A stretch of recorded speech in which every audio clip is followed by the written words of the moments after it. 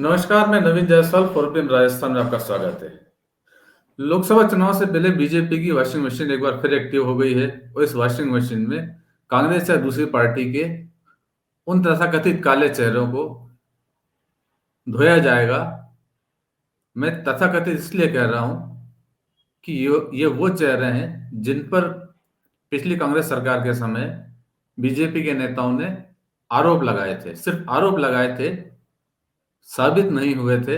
लेकिन अब यही चेहरे जब भगवा दुपट्टा ओढ़ लेंगे तो अब न उन पर कोई आरोप लगेंगे, जांच होना तो दूर की बात है। तो अब इस तरह के तथाकथित काले चेहरे जब भगवा हो जाएंगे तो बीजेपी के नेताओं की बात को हम क्या कहें। अगर बीजेपी नेताओं की बात माने जो पिछले 5 साल तक वो कहते रहे, तो इन्हीं चेहरों ने पिछली कांग्रेस की अशोक गहलोत सरकार में भ्रष्टाचार के तालाब में जमकर डुबकियां लगाई, खूब कीचड़ मचाया। और जब सत्ता बदली और बीजेपी सत्ता में आई तो यही जो कल तक कीचड़ मचा रहे थे, और उसी कीचड़ में से कमल का फूल पकड़ लाए और अब वो पाक साफ हो गए हैं।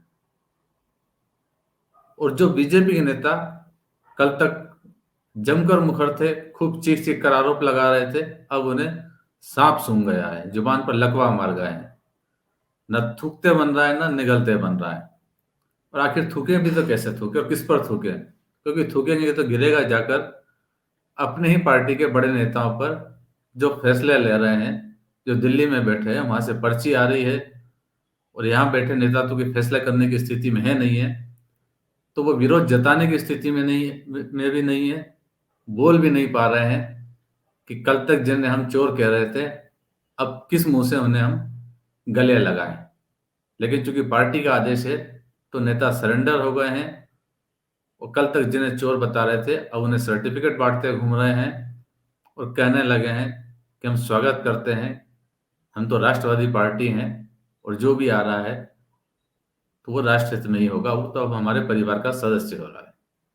पहले बात कांग्रेस विधायक बागीदोरा से विधायक महेंद्रजीत सिंह मालवीय की, जिनके कांग्रेस भाजपा में जाने की संभावना है। कांग्रेस आलाकमान पर पहले ही उंगली उठा चुके हैं और कभी भाजपा में जा सकते हैं। कल तक यही भाजपा के नेता उनके खिलाफ आरोप लगाते रहे।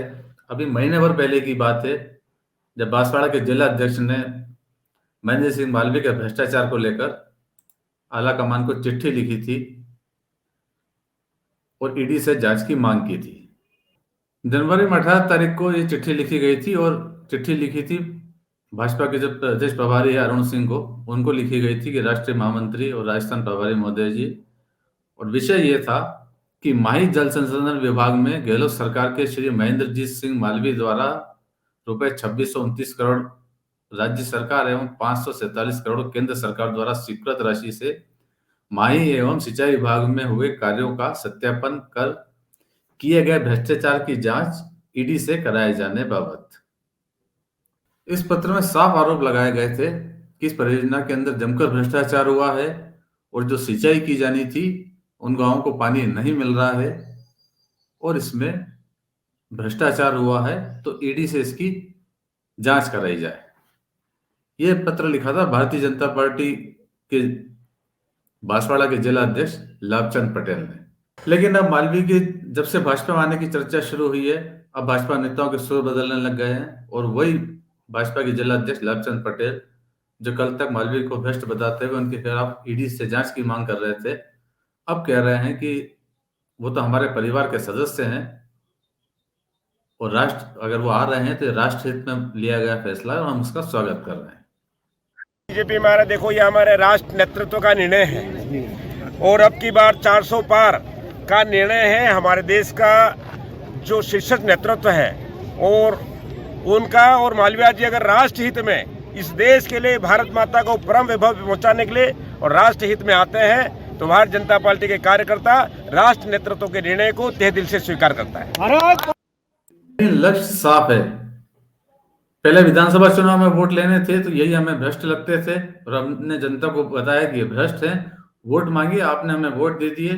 अब हमारा लक्ष्य और बड़ा है, लोकसभा चुनाव है और 400 पार करना है। तो 400 पार करने के लिए अब हमारे लक्ष्य दूसरे हो गए, पैमाने दूसरे हो गए हैं, और जो कल तक हमें भ्रष्ट लग रहे थे, अब वो राष्ट्र हित में अगर हमारे साथ आते हैं तो हम उनका स्वागत करते हैं। जनता चाहे जो समझे, समझती रहे। अकेला एक मामला यही नहीं है सिर्फ महेंद्रजीत सिंह मालवीय का, एक और मंत्री रहे गहलोत सरकार के अंदर, सुभाष गर्ग, उनको लेकर भी पार्टी का रवैया बदल गया है।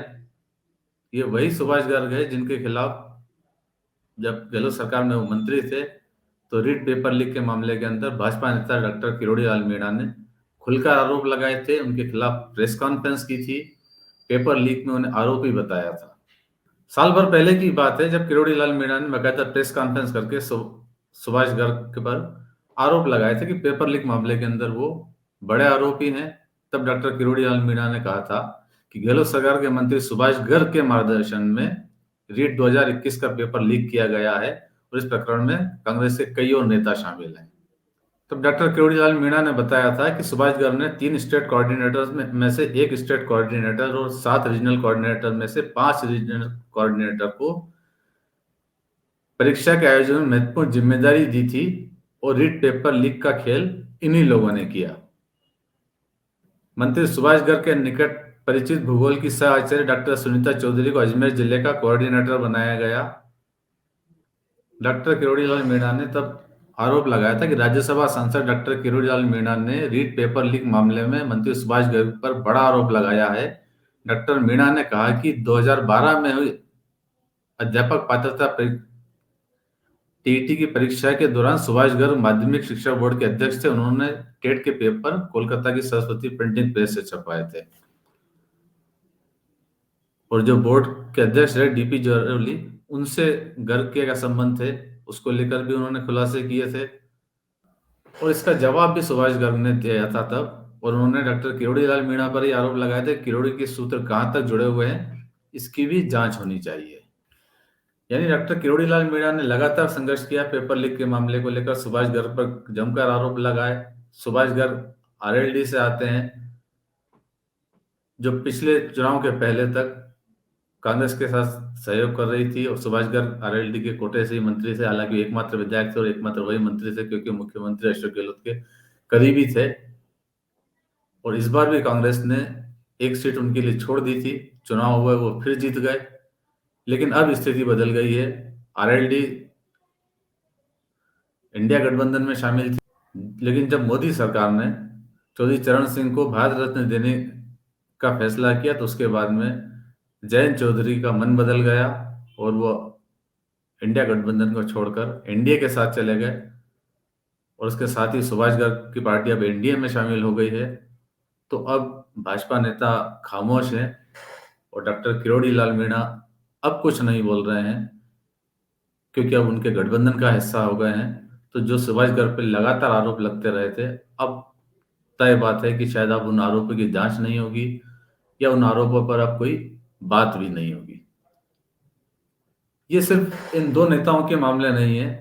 जिस तरह की खबरें आ रही हैं और जो दल बदल की बात चल रही है उसके अंदर और भी कई नेताओं के नाम शामिल हैं जो कांग्रेस छोड़कर भाजपा में शामिल हो सकते हैं और उसमें से कुछ नाम और अभी ऐसे हैं जिन पर पिछले 5 साल के अंदर बीजेपी के नेताओं ने खुलकर आरोप लगाए थे और अब उन्हीं के बीजेपी ज्वाइन करने की बातें चल रही है। और जैसे जैसे ये नेता बीजेपी में आते जाएंगे, भाजपा नेताओं के सुर बदलते जाएंगे और वही उन्हें अब पाक साफ नजर आने लगेंगे क्योंकि अब उनके गले में भगवा दुपट्टा होगा। तो फिलहाल इस वीडियो में इतना ही और अंत में एक बार फिर आपसे ही कहना है कि 4PM राजस्थान चैनल को सब्सक्राइब जरूर करें और इस वीडियो के लिंक को जितना ज्यादा हो सके उतना शेयर भी करें। नमस्कार।